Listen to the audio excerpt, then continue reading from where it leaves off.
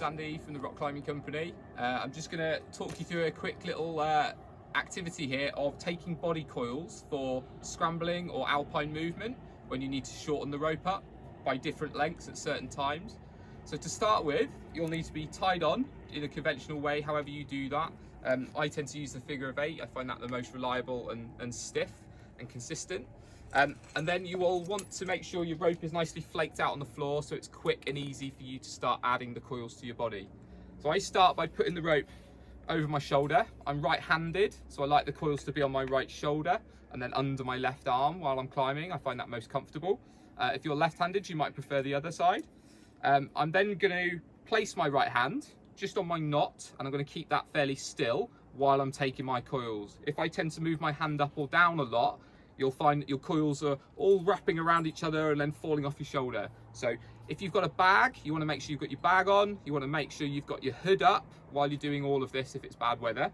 And then at that stage, I'm going to keep my hands still, and then I'm going to pass the rope over my head in loops. And I'm just going to repeat that as many times as I need to get to a point in which I've got the rope to the length that I want.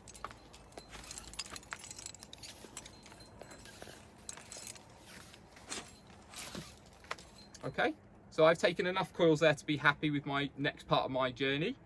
I'm then going to put my left arm through those coils and make sure everything's twisted up and nice and tight. If it's all sort of hanging down and loose, you're going to have some problems tying it off. So make sure everything's nice and comfortable.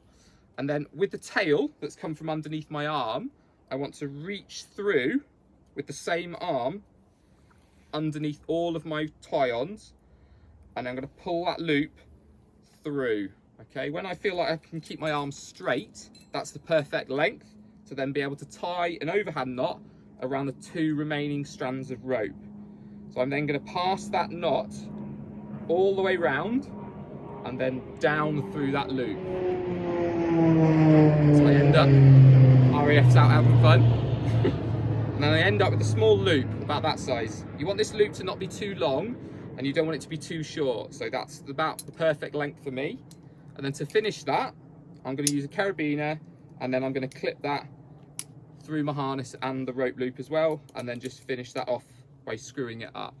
Okay, this is for nice simple movements. If you feel like you are going to do something a bit harder with this setup, you might find that actually having the load of a rope in a fall on your chest like that can be a little uncomfortable.